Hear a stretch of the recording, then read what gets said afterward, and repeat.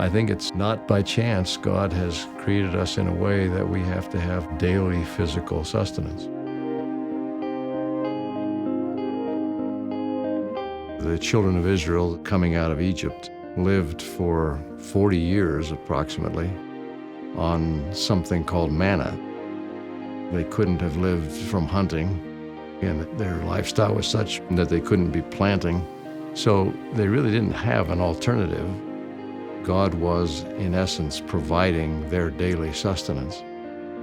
And I think at least one of his purposes was to teach them to remember him, to think of him, to look to him, to have faith in him, that he was the source of their life. He did it in the way of making it a daily thing. They couldn't gather up manna and store it. It would only be good for one day.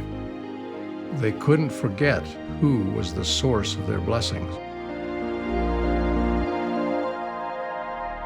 There's a spiritual parallel in our day. We all recognize the need for physical sustenance. Hunger and thirst remind us very strongly if we forget. But the spiritual need for sustenance is equally strong. That comes not in drinking water and eating food, but in our constant daily efforts of communion with God. We ought not to think that we can go weeks and months without spiritual sustenance and not suffer, and not to have a deadening influence in our spiritual life.